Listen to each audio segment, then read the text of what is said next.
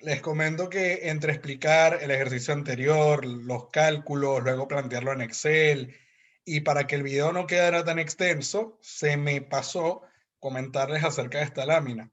Para cerrar el tema del valor presente neto, no quería dejarlo pasar. Entonces, para comenzar este video, quiero concluir con esta idea sobre lo que es las fuentes de generación de valor agregado. Esto no solamente es un tema financiero, es un tema de cálculo. Hay varios drivers que se pueden utilizar para poder cumplir con los pronósticos, generar flujo de caja excedentario y sin duda que la empresa pueda crecer con los proyectos de inversión. Aquí les dejo una lista. Creo que lo más evidente comenzando sería lo que es ser el primero en introducir un producto o un servicio, lo que es una idea, atajar un nicho de mercado desatendido y explotar ese potencial.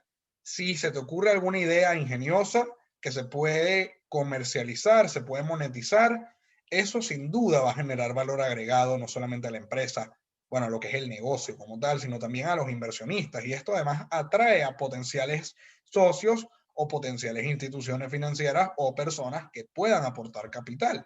Además de que se habla en términos económicos, cuando comento lo de los bajos costos respecto a la competencia. Esto es un concepto que se denomina economía de escala y otra manera de generar valor es aprovechar los niveles óptimos de producción, llegar a un punto en donde se pueda generar más producto con menos costos. Entonces, de alguna manera se genera un apalancamiento operativo. Por ejemplo, los costos fijos se pueden diluir y se aprovecha lo que son los commodities o aquellos productos que se puedan vender con una mayor rotación o sean más atractivos, y esto puede generar valor desde la perspectiva de los costos. También se habla de lo que son las barreras de entrada. Aquí hay un modelo, por ejemplo, en administración se habla de lo que son las 5 fuerzas de Porter.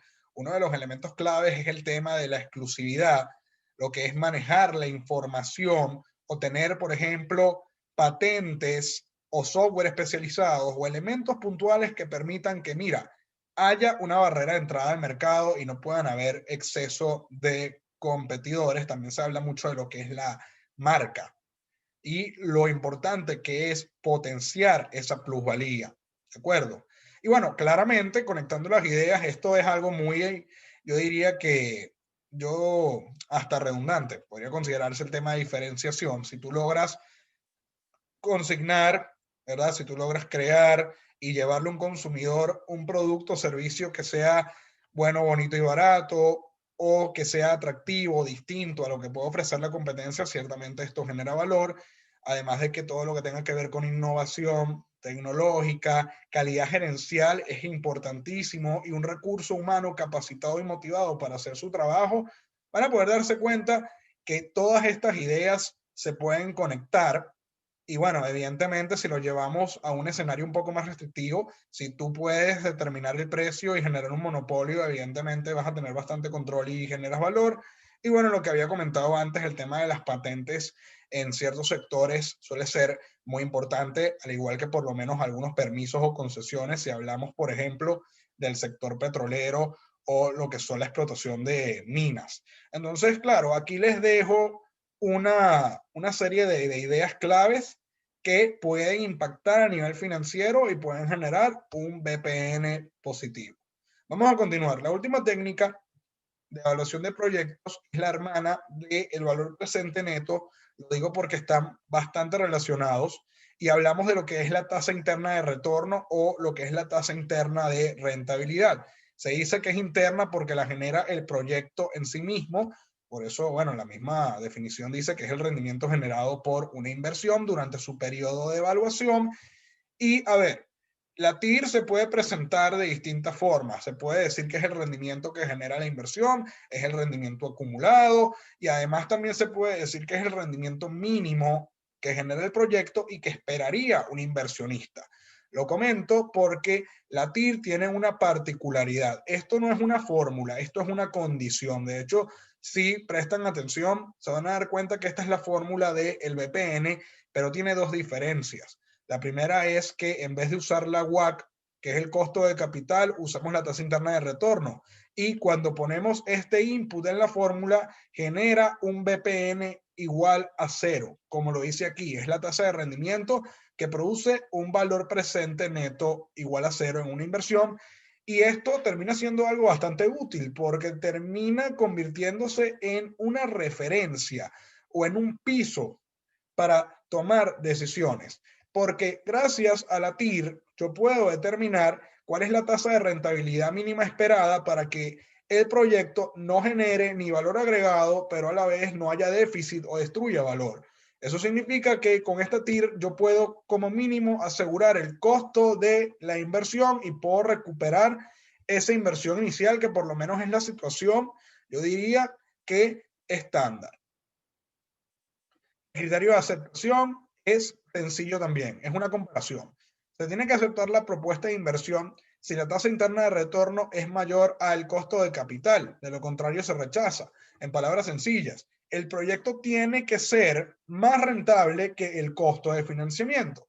Eso es algo que hablábamos también en el tema de amortización de créditos cuando les decía, tomen el préstamo cuando la inversión, que es producto de ese capital que pidieron prestado, pueda generar una rentabilidad superior al costo de la deuda. Aquí, claro, estamos considerando, como es un promedio ponderado, no solamente consideramos el costo de la deuda, sino también el costo que sería el rendimiento que exigen los accionistas. Entonces aquí pueden ver cómo esta condición es justo y necesario. Además, se van a dar cuenta de algo. Lo que diga el BPN lo va a decir la TIR. Claro, si los flujos de caja se mantienen a nivel convencional, eso lo vamos a conversar más adelante.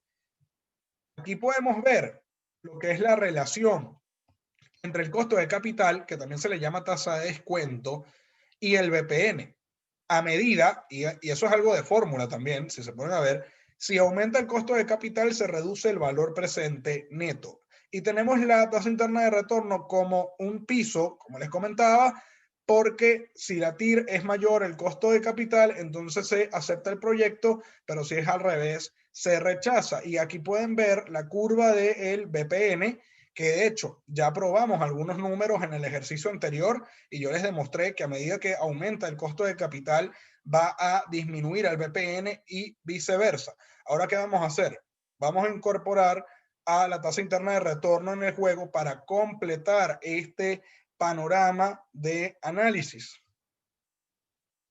¿Qué ventajas y desventajas presenta la tasa interna de retorno? Y esto es algo interesante de evaluar. Lo primero que podemos comentar es que está muy relacionada con el BPN y con frecuencia, en la mayoría de los casos, lleva decisiones idénticas.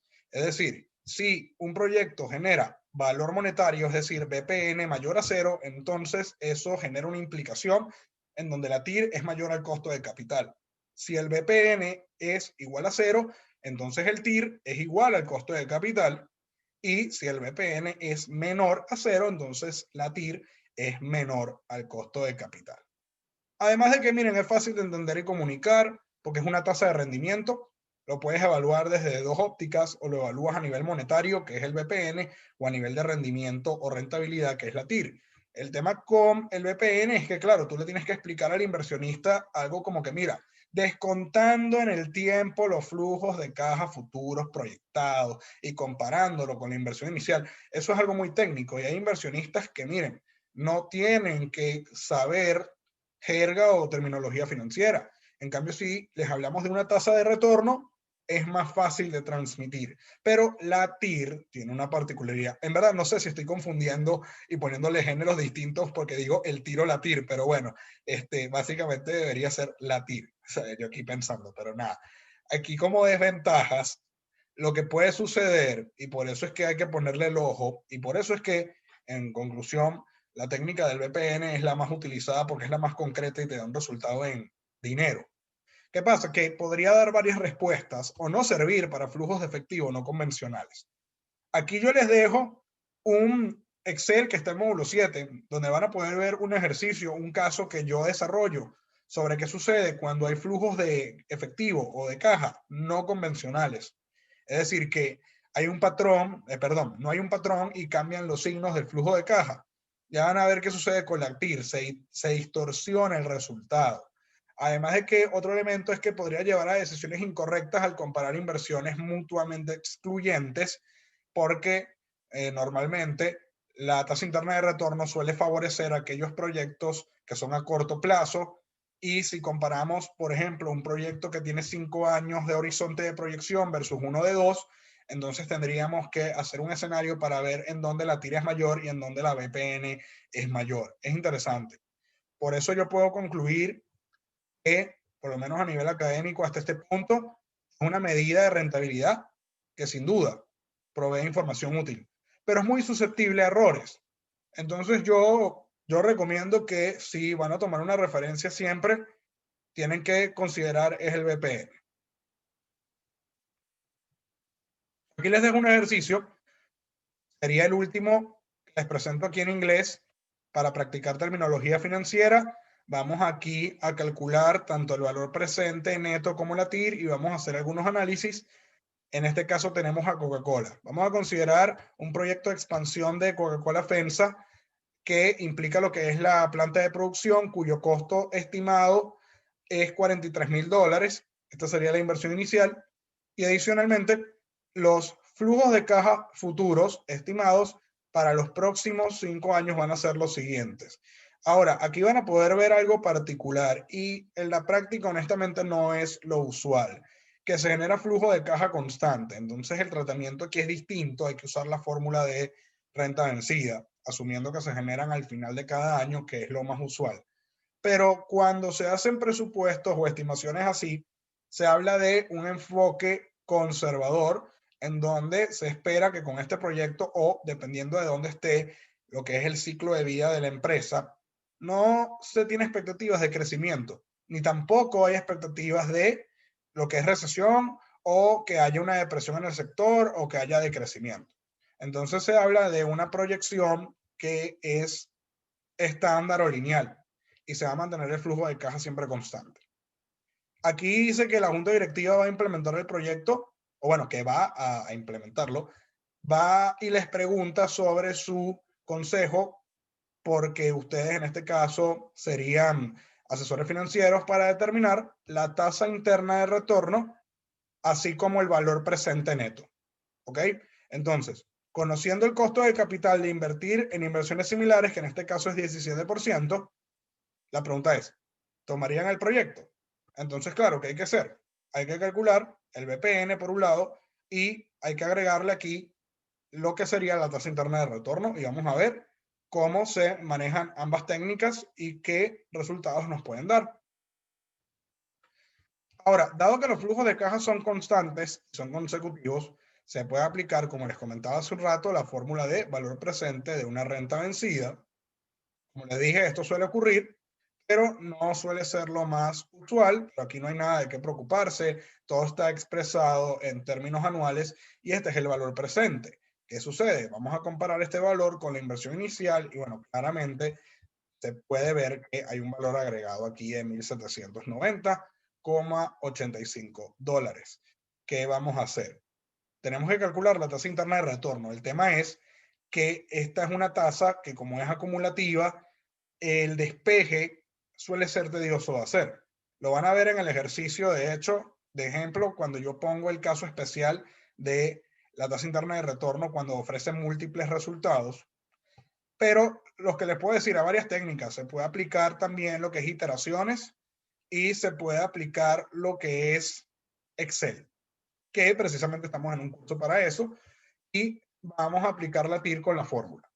La fórmula que nos ofrece Excel, claro, en español es la TIR, en inglés tenemos Internal Rate of Return, tenemos que tomar los valores y bueno, esto que está aquí, que es como una estimación de qué es, no hay que prestarle mucha atención, ¿ok?